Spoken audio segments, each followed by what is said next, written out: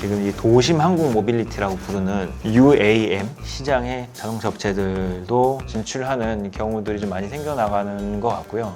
이게 진짜 실현된다면 굉장히 주식시장에서 핫한 회사들이 될 것 같네요. 지금 이제 미국 연비 규제 엄청나게 받을 거예요, 앞으로.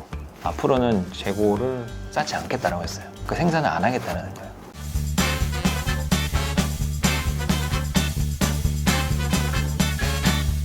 하지만 이제 사업 규모로 보면 이제 다임러 그룹 아시죠? 벤츠가 속해 있는 여기가 자동차에 대한 이해도가 가장 높은 업체들 중에 하나거든요. 그래서 다임러 그룹, 폭스바겐 그룹, 도요타 이렇게가 자체 운영 체제를 개발을 하겠다고 선언을 했어요. 그 안에서 OTA를 통해서 이제 하드웨어를 제어하는 기능을 구현을 하겠다, 공공연하게 최근에 이제 발표를 했죠.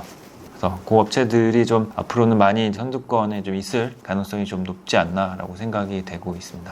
자, 그다음 이제 3장에는 플랫폼이라는 단어가 있어요. 그래서 이 자동차 산업 쪽에서 플랫폼이라는 말은 굉장히 생소한데 어떤 쓰임이 있나요? 플랫폼? 플랫폼이라는 거는 자동차 산업 안에서 기본적으로 좀 많이 쓰여집니다. 여러 가지 이제 자동차가 조립을 하는 데잖아요. 과학상자 같은 거 이렇게 해보시면은 그게 하나의 플랫폼이에요. 과학상자 세대세요? 그때 좀 했었죠. 제가 아마 제 마지막인 것 같아요. 이 조립을 할 수 있는 2만 개 부품에 대한 이제 설계를 갖췄다라는 걸로 이제 표현을 할 수가 있는 것 같아요. 이걸 지금 현대차는 전기차에서 구현한 건 이 EGMP라는 플랫폼을 만들었습니다. 하드웨어 측면에서 이런 플랫폼이 있고, 모빌리티 시장에서 관점에서 봤을 때는 하드웨어 말고 소프트웨어를 논해야죠. 우버, 리프트 이제 이런 업체들이 2010년 초반부터 좀 나타나기 시작을 했어요. 그때만 하더라도 뭐 택시 회사 아니야? 라는 이제 뭐 전화로 부르던 거랑 크게 다르지 않는데? 라는 생각을 하기 시작을 했었는데 이 비즈니스가 갑자기 커지기 시작한 거예요. 왜냐하면은 서울에서 불렀던 택시가 예전 기준으로는 부산에서는 할 수 없잖아요. 완전 다른 번호고. 하지만 2010년 이후부터는 이제 스마트폰이 굉장히 활성화되고 이제 애플리케이션이라는 것들이 나오게 되고 우버라는 게 탄생을 한 겁니다. 이 회사들이 처음에 시작한 게 이제 호출 운송입니다. 비즈니스가 굉장히 빠르게 확대가 돼요. 그리고 이 회사의 특징은 회사의 자산을 활용하는 게 아니고 타인의 자산을 활용을 해서 하는 거다 보니까는 거점이 필요가 없어요. 기존에 이제 렌트카나 택시나 아니면은 일반적인 카쉐어링은 거점이 필요하거든요. 차고지 같은 이렇게 차가 모여 있어야 되는. 플랫폼 업체는 이게 필요가 없죠. 그러다 보니까는 사업의 확장 속도가 정말 빠릅니다. 그래서 이것이 이제 미국을 벗어나서 유럽, 중국까지 이제 뻗쳐갔었던 사례가 있다라고 이제 보시면 될 것 같고요. 근데 이 업체들의 특징은 이 공유 플랫폼이라는 데에 고객을 확보를 해 놓으면은 다른 비즈니스로 이 고객들을 또 유인을 할 수가 있어요. 우버가 택한 게 이제 그 딜리버리 서비스입니다. 이제 우버이츠고요. 우버이츠가 미국에서 푸드 딜리버리를 이제 하는 4개 업체들 중에 하나였는데 그 중에서 하나를 또 인수를 했습니다. 포스트메이츠를 인수를 해서 지금은 이제 마켓쉐어가 제가 정확하게는 이제 뭐 파악은 안 되는데 한 3분의 1 정도 육박하고 있지 않을까 싶고 이 비즈니스 자체는 굉장히 커지고 있죠. 그러다가 한 가지 더 특이한 사례가 지금 발생을 했는데 우버가 동남아에는 직접 진출해 있지 않아요. 동남아에는 이제 그랩이라는 업체가 대부분 마켓쉐어를 점령을 하고 있는데 작년 말에 보면은 이 그랩이 싱가포르 정부에서 은행 라이센스를 확보를 해요. 은행이 됐어요. 금융 상품을 취급할 수가 있게 됩니다. 사실 고객들이 이미 많잖아요. 잠재 고객도 많고 앞으로 그러다 보니까 손쉽게 금융 상품을 전달할 수 있는 이제 그런 비즈니스를 순식간에 구축을 해버렸기 때문에 굉장히 파워풀합니다. 제가 모빌리티에서 굳이 이 업체들을 소개를 한 배경은 2013년, 14년부터 사실 자동차 산업이 꺾이기 시작해요. 판매가 더 안 되기 시작해요. 하다가 2015년 정도 되니까 정말 필요한 사람들만 차를 사게 되고 도시화가 더 진행이 되고 그러다 보니까 또 자동차 판매가 그때부터 좀 꺾이기 시작을 합니다. 예전에 인터넷이 없었더라면 사실 이제 뭐 스마트폰도 안 되고 그러면 그냥 어디 이동하려면 차가 그냥 있어야 되는 거기 때문에 자동차 업체가 인터넷이 없었으면 가져가야 할 쉐어를 이 플랫폼 업체들이 좀 가져가기 시작을 한 것 같습니다. 여기서 이제 이 플랫폼을 기반으로 할 수 있는 것들이 좀 많아지다 보니까 다른 비즈니스로 이제 확장성도 굉장히 커진 것 같고 이런 것들을 사실 모빌리티 업체가 사용하는 매체가 자동차잖아요. 그러다 보니까는 이제 자동차 업체들도 이쪽에 발을 담그기 시작을 하죠. 사실 우리가 가져가야 할 파이인 것 같고 사장은 하늘을 나는 자동차, 이제 자동차가 하늘까지 나네요. 그래서 그 부분도 좀 흥미있게 보셔야 될 부분인 것 같아요. 지금 그냥 차로 이동을 하려면은 너무나도 막히고 지하철이 대부분 적자로 운영이 되고 있어요, 기본적으로.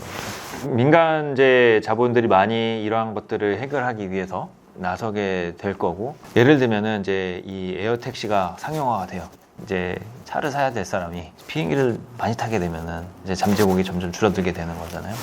그래서 그런 시장에 자동차 회사들이 뛰어들게 되려는 것 같고요. 지금 이 항공산업 자체가 규제를 받고 있어요.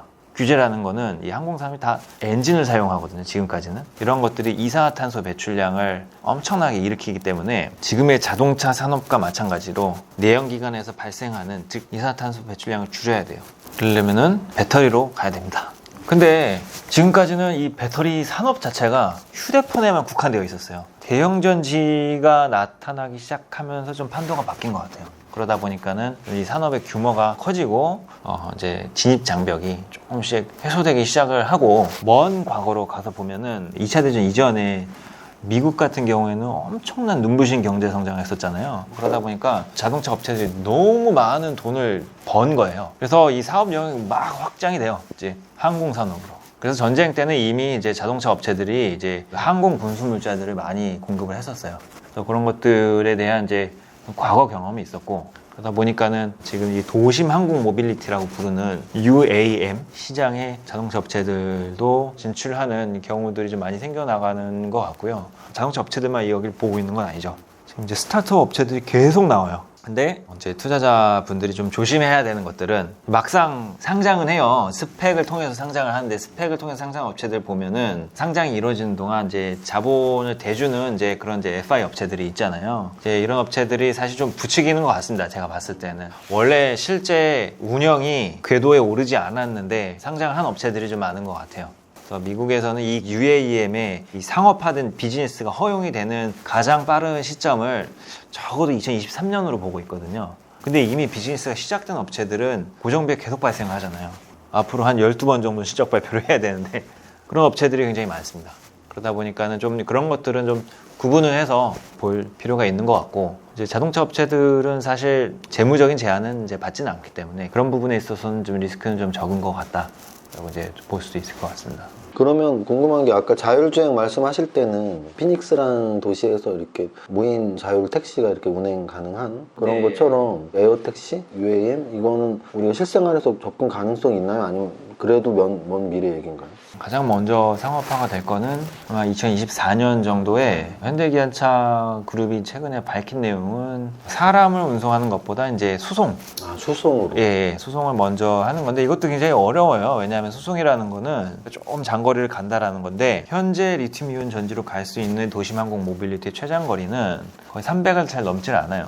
이 이상 가려면은 수소연료 전지 시스템이 필요합니다. 이거에 대한 원천 기술 확보한 업체가 그렇게 많지가 않아요. 원천 기술 플러스 양산 기술까지 있는 데는 더더욱이 이제 도요타랑 현대밖에 없죠. 그러다 보니까는 현대가 좀 강점을 갖고 주도적으로 아마 선제적으로 비즈니스 시작할 수 있는 것 같아요.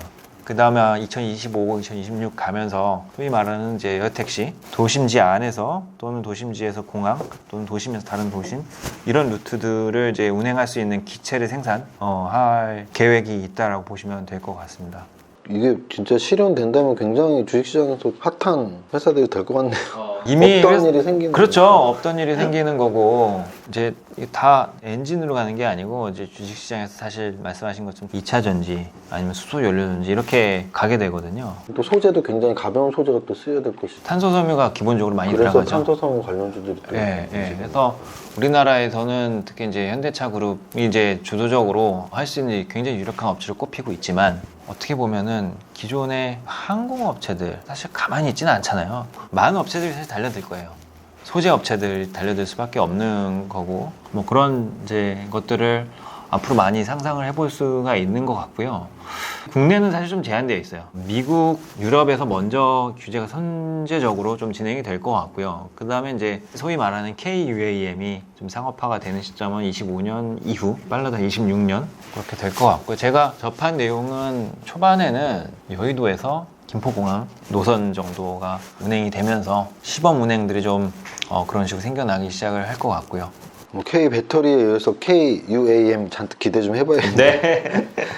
5장에 모빌리티 사이클 혁명 이렇게 써 있는데 내용 중에 격변하는 중고차 시장, 이 모빌리티 지금 미래산업 이야기와 격변하는 중고차 시장 어떤 관계가 있죠? 야, 중고차 시장은 지금 굉장히 스포트라이트를 받고 있습니다. 사실 지금 상황부터 좀 말씀드려보면 미국에서는 신차 판매 시장보다 중고차 판매 시장이 더 커요.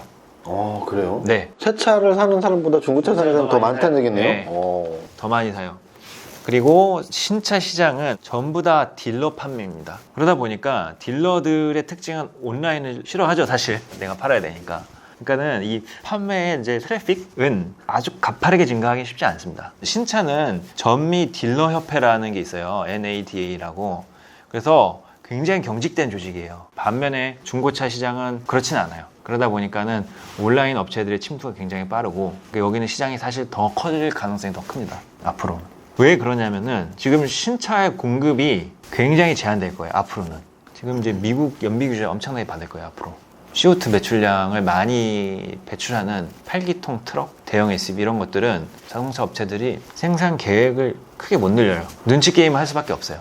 자동차 비즈니스, 자동차 주식을 볼 때 가장 중요한 거는 재고입니다. 그래서 자동차 CEO가 처음에 딱 왔을 때 가장 먼저 하는 일은 재고 줄이는 일이에요. 재고 줄이는 방법은 두 가지예요. 생산을 줄이고 빠르게 이제 상품성이 높은 이제 신차 개발을 하거나 있는 재고들을 밀어내는 할인 판매를 하거나 두 가지거든요.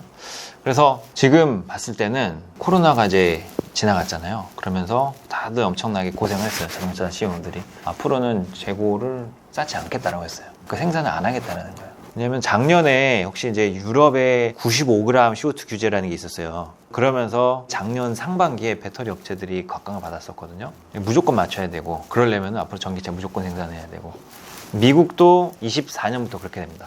그런데 살 차가 없어요. 메이커들이 아직 개발을 안 했어요. 그러다 보니까 마지막 내연기관 차로 중고차를 택하게 될 거예요. 당분간 앞으로 몇 년간은. 그런 상황에서 특히 이제 중고차 온라인 업체들이 당분간은 이 틈새 시장에서 엄청난 기업 가치를 형성하게 될 가능성이 클 것이다 라고 이제 보고 있습니다. 그럼 주변에 이렇게 뭐 외제차 뭐 신청하면 막 6개월, 1년씩 걸린다는 게 맨 신차를 잘 안 만들어서 그런 거예요? 일단 지금까지는 못 만든 게 맞아요. 지금까지는 못 만든 게 맞는데 지금부터는 반도체 공급 부족이 해소가 돼도 크게 생산량을 못 늘립니다. 내연기관 차는 줄이고 전기차를 늘릴 수밖에 없는. 그렇죠. 예. 근데 그 전기차를 늘리는 게 생각처럼 그렇게 쉽지가 않습니다. 빠르게 되지가 않아요. 제가 지금까지 본 업체들만 봐도 계획 대비해서 더 빨리 더 많이 만든 업체는 아무 데도 없었어요. 테슬라를 포함해서요. 왜냐면은 이 전기차에다 넣어야 할 게 사실 이 배터리랑 모터만 있는 게 아니거든요. 지금 보면은 자율주행도 해야 돼서 OTA 기능도 있어야 되고 디스플레이 패널도 더 넓혀야 되고 이것도 해야 되고 저것도 해야 되는데 아직 다 준비가 안 된 거예요.